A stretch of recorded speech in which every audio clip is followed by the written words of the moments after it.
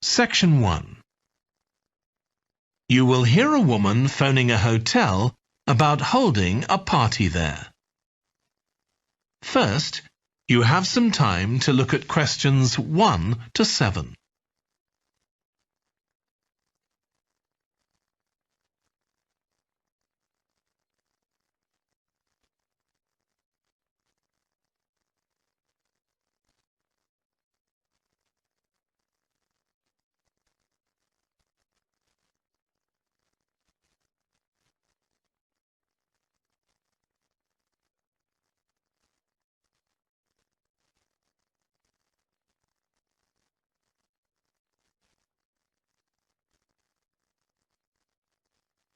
You will see that there is an example that has been done for you. On this occasion only, the conversation relating to this will be played first. Good morning, Clare House Hotel. Andrew speaking. I'm the events manager. Andrew is the events manager. So events has been written in the space. Now we shall begin. You should answer the questions as you listen, because you will not hear the recording a second time. Listen carefully and answer questions 1 to 7. Good morning, Clare House Hotel. Andrew speaking. I'm the events manager. Good morning, Andrew. My name's Samantha. I'm arranging a party for my parents' 50th wedding anniversary, and I'm ringing to ask about hiring a room sometime next September. Also, my parents and several of the guests will need accommodation. OK, I'm sure we can help you with that. Will you be having a sit-down meal or a buffet? Probably a sit-down. And do you know how many people there'll be? Around 80, I think. Well, we have 2 rooms that can hold that number. One is the Adelphi room. That can seat 85, or hold over 100 if people are standing for a buffet. Right. If you have live music, there's room for 4 or 5 musicians in the gallery, overlooking the room. Our guests usually appreciate the fact that the music can be loud enough for dancing, but not too loud for conversation. Yes, I really don't like it when you can't talk. Exactly. Now, the Adelphi room is at the back of the hotel, and there are French windows leading out onto the terrace. This has a beautiful display of pots of roses at that time of the year. Which direction does it face? Southwest. So that side of the hotel gets the sun in the afternoon and early evening. Very nice. From the terrace, you can see the area of trees within the grounds of the hotel, or you can stroll through there to the river. That's on the far side, so it isn't visible from the hotel. OK. Then another option is the Carlton room. This is a bit bigger. It can hold up to 110 people. And it has the advantage of a stage, which is useful if you have any entertainment, or indeed a small band can fit onto it. And can you go outside from the room? No, the Carlton room is on the first floor, but on one side the windows look out onto the lake. Lovely. I think either of those rooms would be suitable. Can I tell you about some of the options we offer in addition? Please do. As well as a meal, you can have an MC, a master of ceremonies, who'll be with you throughout the party. What exactly is the MC's function? I suppose they make a speech during the meal, if we need one, do they? That's right. All our MCs are trained as public speakers, so they can easily get people's attention. Many guests are glad to have someone who can make themselves heard above the chatter. And they're also your support. If anything goes wrong, the MC will deal with it, so you can relax. Great. I'll need to ask you about food, but something else that's important is accommodation. You obviously have rooms in the hotel, but do you also have any other accommodation? Like cabins, for example? Yes, there are 5 in the grounds, all self-contained. They each sleep 2 to 4 people and have their own living room, bathroom and small kitchen. That sounds perfect for what we'll need. Before you hear the rest of the conversation, you have some time to look at questions 8 to 10.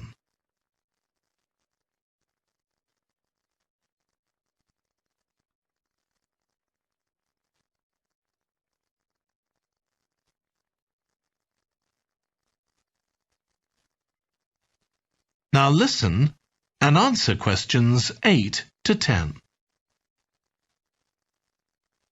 Now, you have various facilities, don't you? Are they all included in the price of hiring the room? The pool, for instance? Normally you'd be able to use it, but it'll be closed throughout September for refurbishment, I'm afraid. The gym will be available, though, at no extra charge. That's open all day from 6 in the morning until midnight. Right. And the tennis courts, but there is a small additional payment for those. We have 4 courts, and it's worth booking in advance, if you possibly can, as there can be quite a long waiting list for them. Right. Now, could we discuss the food? This would be dinner around 7 o'clock, and... That is the end of section 1. You now have half a minute to check your answers.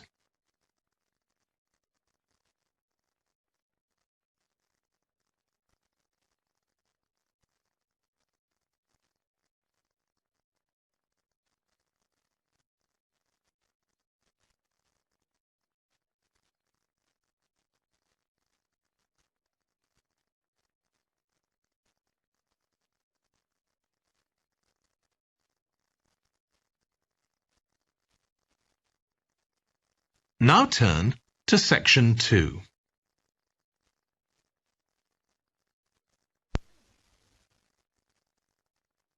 Section 2. You will hear a holiday company representative talking to a group of tourists in a large hotel about things they can do during their holiday. First, you have some time to look at questions 11 to 16.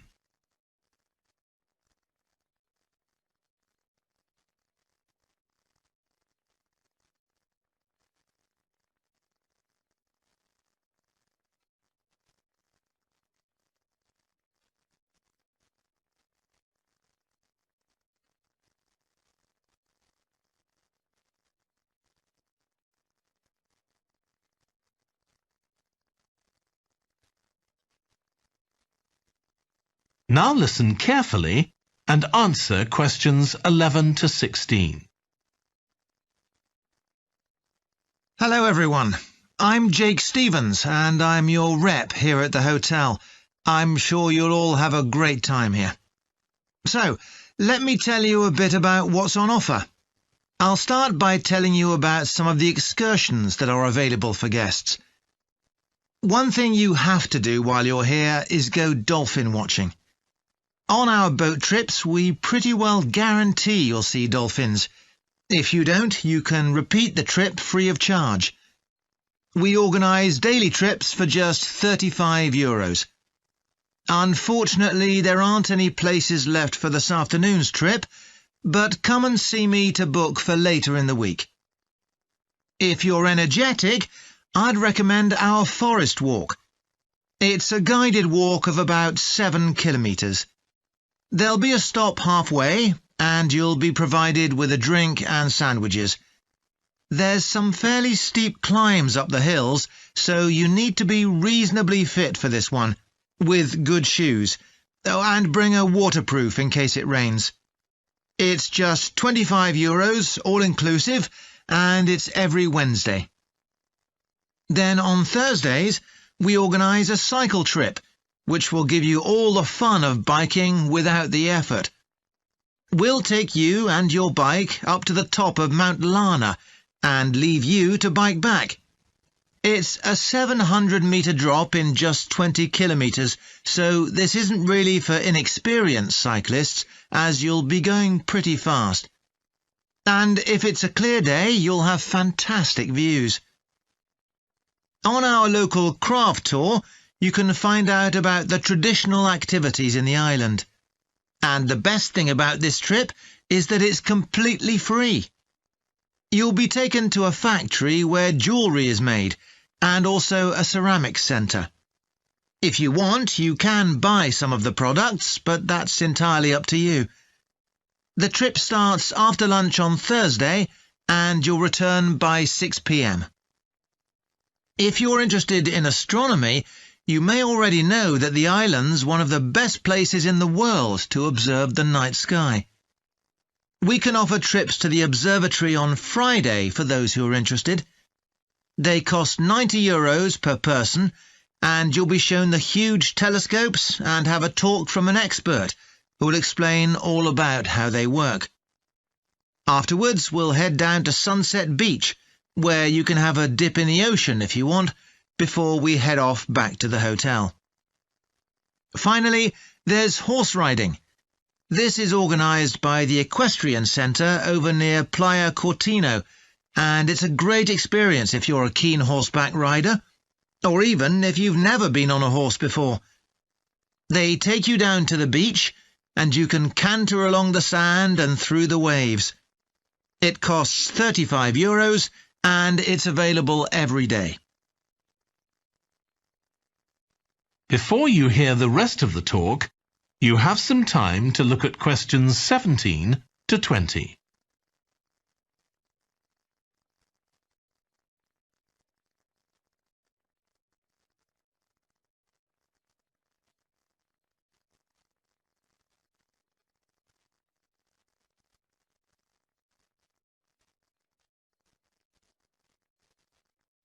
Now listen and answer questions 17 to 20.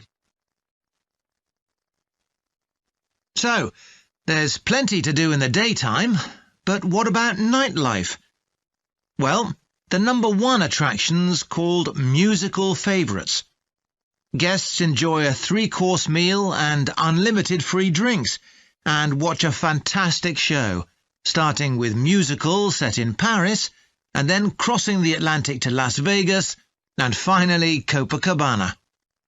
At the end, the cast members come down from the stage, still in their stunning costumes, and you'll have a chance to chat with them. It's hugely popular, so let me know now if you're interested, because it's no good leaving it until the last minute. It's on Friday night. Tickets are just €50 each, but for an extra €10, you can have a table right by the stage. If you'd like to go back in time, there's the Castle Feast on Saturday evening. It's held in a 12th century castle, and you eat in the great courtyard, with ladies in long gowns serving your food. You're given a whole chicken each, which you eat in the medieval way, using your hands instead of cutlery. And you're entertained by competitions where the horseback riders attempt to knock one another off their horses. Then you can watch the dancers in the ballroom and join in as well if you want. OK, so now if anyone has... That is the end of section 2. You now have half a minute to check your answers.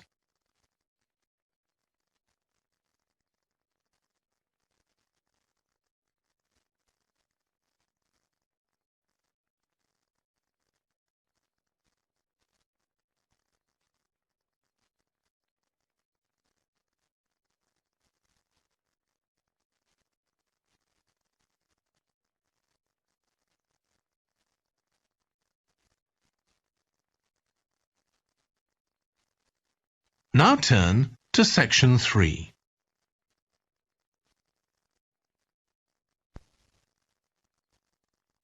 Section 3. You will hear Stephanie, who is thinking about taking a 1-year course in children's literature, talking to Trevor, who is currently taking the course. First, You have some time to look at questions 21 to 25.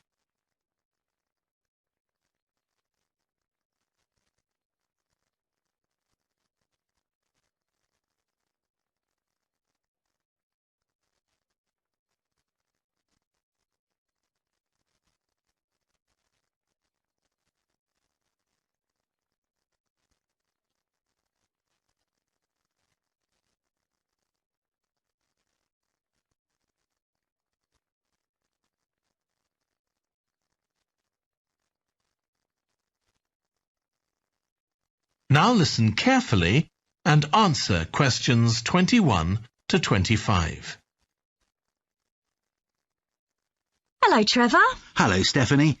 You said you wanted to talk about the course I'm taking on literature for children. That's right. I'm thinking of doing it next year, but I'd like to find out more about it first. OK, well, as you probably know, it's a one-year course. It's divided into 6 modules, and you have to take all of them. One of the most interesting ones, for me at least, was about the purpose of children's literature. You mean whether it should just entertain children or should be educational as well? Right, and whether the teaching should be factual, giving them information about the world, or ethical, teaching them values. What's fascinating is that the writer isn't necessarily conscious of the message they're conveying. For instance, a story might show a child who has a problem as a result of not doing what an adult has told them to do, implying that children should always obey adults. Oh, I see what you mean. That module made me realise how important stories are. They can have a significant effect on children as they grow up. Actually, it inspired me to have a go at it myself, just for my own interest. I know I can't compete with the really popular stories, like the Harry Potter books. They're very good. And even young kids like my 7-year-old niece love reading them. I'm very interested in illustrations in stories. Is that covered in the course? Yes, there's a module on pictures and how they're sometimes central to the story. That's good.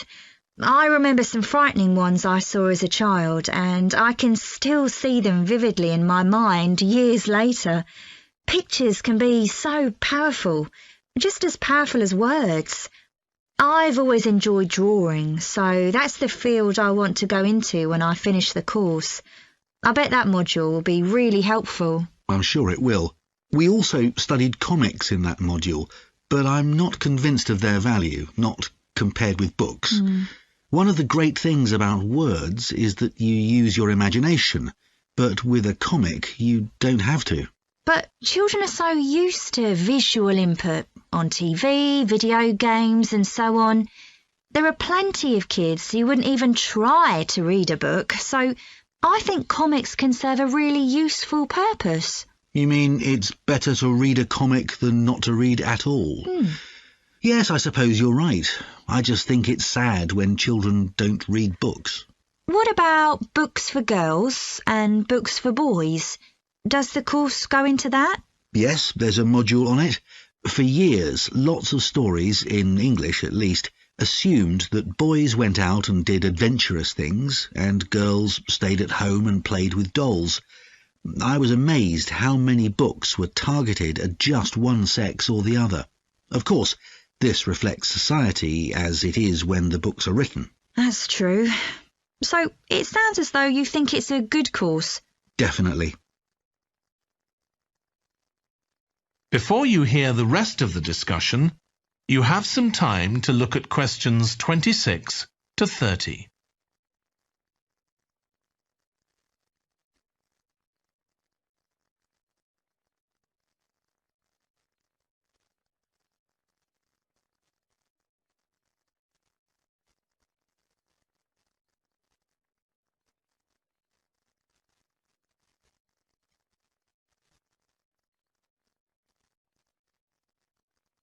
Now listen and answer questions 26 to 30. Have you been reading lots of children's stories to help you decide whether to take the course? Yeah, I've gone as far back as the late 17th century. though I know there were earlier children's stories. So does that mean you've read Perrault's fairy tales, Cinderella, the Sleeping Beauty, and so on? Yes, they must be important because no stories of that type had been written before. These were the first. Then there's the Swiss Family Robinson. I haven't read that. The English name makes it sound as though Robinson is the family's surname, but a more accurate translation would be the Swiss Robinsons, because it's about a Swiss family who are shipwrecked, like Robinson Crusoe in the novel of a century earlier. Well, I never knew that. Have you read Hoffmann's The Nutcracker and the Mouse King? Wasn't that the basis for Tchaikovsky's ballet, The Nutcracker? That's right. It has some quite bizarre elements. I hope you've read Oscar Wilde's The Happy Prince. It's probably my favourite children's story of all time. Oh, mine too. And it's so surprising because Wilde is best known for his plays, and most of them are very witty, but The Happy Prince is really moving.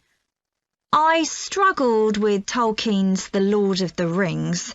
3 long books, and I gave up after 1. It's extremely popular, though. Yeah, but whereas something like The Happy Prince just carried me along with it, The Lord of the Rings took more effort than I was prepared to give it. I didn't find that. I love it. Another one I've read is Warhorse. Oh, yes, it's about the First World War, isn't it? Hardly what you'd expect for a children's story. Exactly, but it's been very successful. Have you read any... That is the end of section 3. You now have half a minute to check your answers.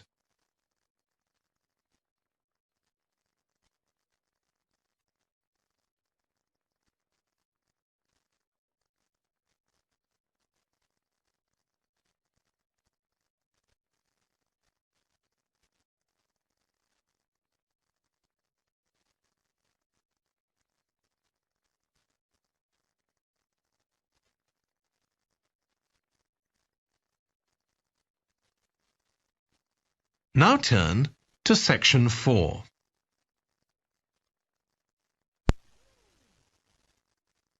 Section 4. You will hear part of a lecture about a branch of archaeology called marine archaeology. First, you have some time to look at questions 31 to 40.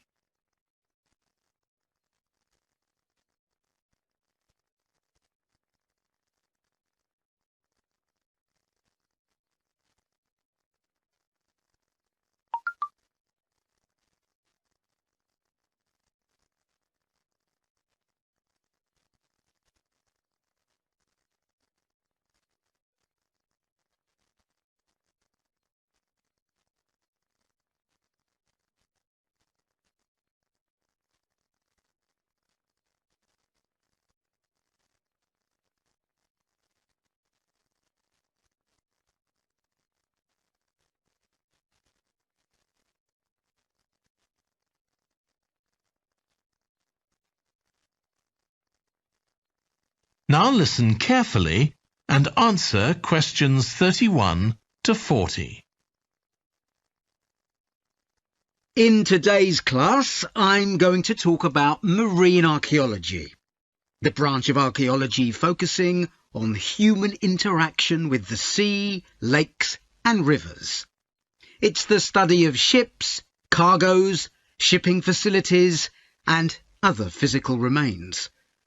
I'll give you an example, then go on to show how this type of research is being transformed by the use of the latest technology.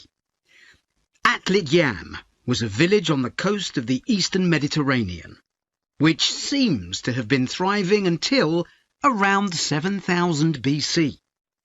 The residents kept cattle, caught fish, and stored grain. They had wells for fresh water. Many of their houses were built around a courtyard and were constructed of stone. The village contained an impressive monument, 7 half-ton stones standing in a semicircle around a spring that might have been used for ceremonial purposes. Atlit Yam may have been destroyed swiftly by a tsunami, or climate change may have caused glaciers to melt and sea levels to rise, flooding the village gradually. Whatever the cause, it now lies 10 metres below the surface of the Mediterranean, buried under sand at the bottom of the sea. It's been described as the largest and best preserved prehistoric settlement ever found on the seabed. For marine archaeologists, Atlit Yam is a treasure trove. Research on the buildings, tools, and the human remains has revealed how the bustling village once functioned, and even what diseases some of its residents suffered from.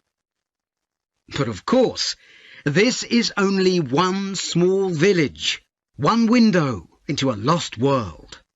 For a fuller picture, researchers need more sunken settlements, but the hard part is finding them. Underwater research used to require divers to find shipwrecks or artifacts, but in the second half of the 20th century, various types of underwater vehicles were developed, some controlled from a ship on the surface, and some of them autonomous, which means they don't need to be operated by a person. Autonomous underwater vehicles, or AUVs, are used in the oil industry, for instance, to create maps of the seabed before rigs and pipelines are installed. To navigate, they use sensors such as compasses and sonar. Until relatively recently, they were very expensive and so heavy that they had to be launched from a large vessel with a winch.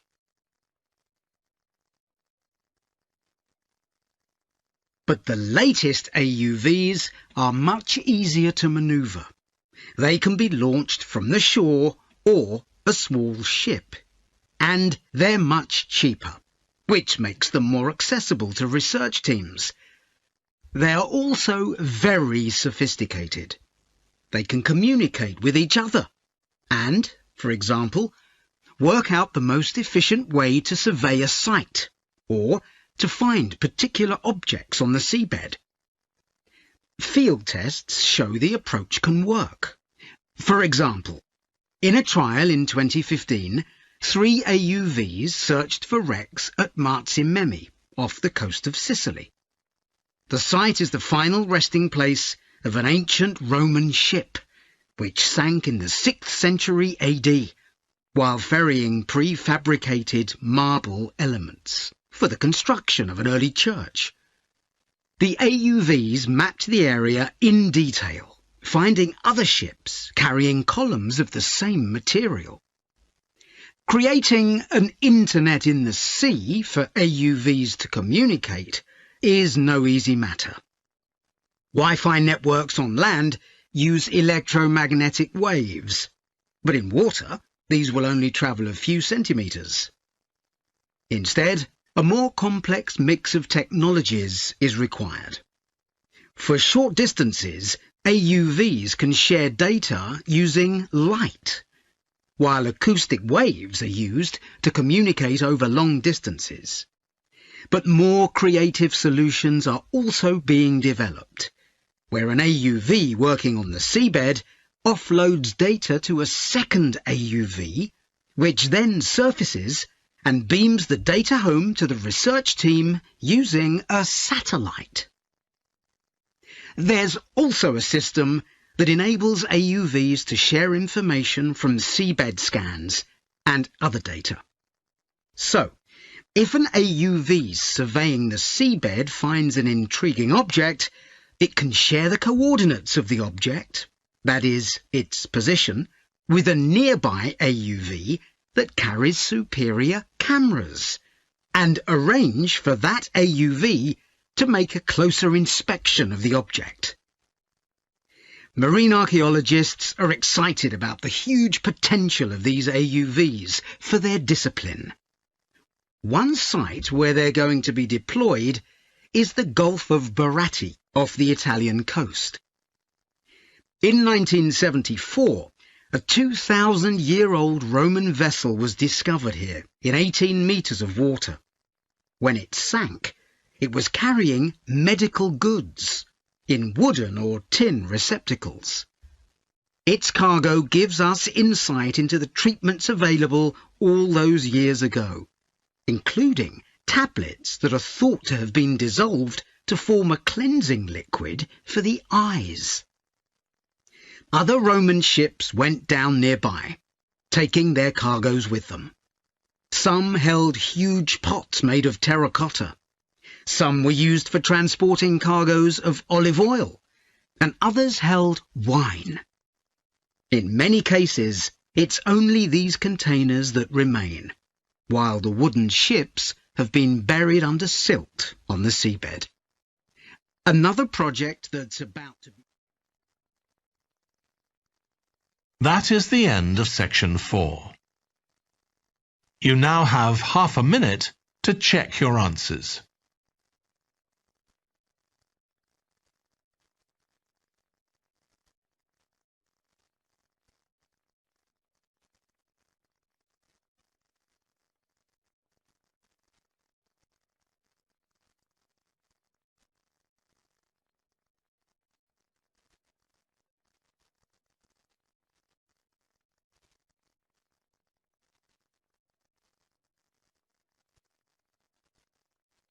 That is the end of the listening test.